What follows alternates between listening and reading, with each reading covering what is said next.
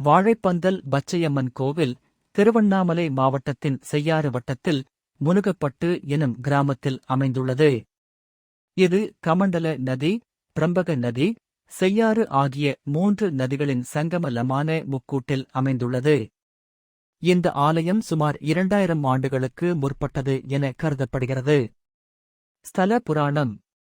பார்வதி தேவி சிவபெருமானின் இடப்பாகம் பெற விரும்பி காஞ்சிபுரத்திலிருந்து திருவண்ணாமலைக்கு செல்லும் வழியில் வாழைப்பந்தல் எனும் இடத்தில் தங்கினார்.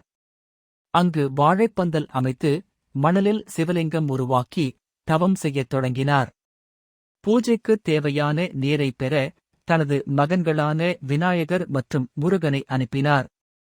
அவர்கள் வருவதில் தாமதம் ஏற்பட்டதால் பார்வதி தேவி தன் கையில் இருந்த பிரம்பினால் பூமியைத் தட்டி நீரூற்றை உருவாக்கினார். அதுவே பிரம்பக நதி என அழைக்கப்படுகிறது. பின்னர் விநாயகர் கமண்டல நதி, முருகன் செய்யாறு எனும் நதிகளை உருவாக்கினர்.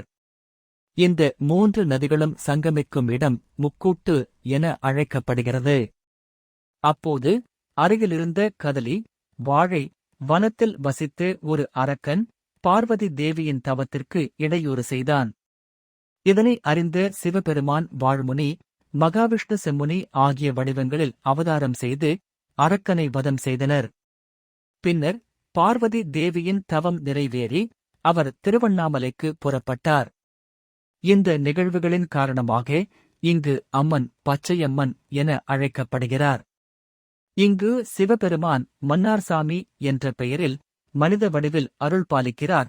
இது அபூர்வமானது. அம்மன் சன்னதியில் பக்தர்களுக்கு பச்சை நிற குங்குமம் பிரசாதமாக வழங்கப்படுகிறது.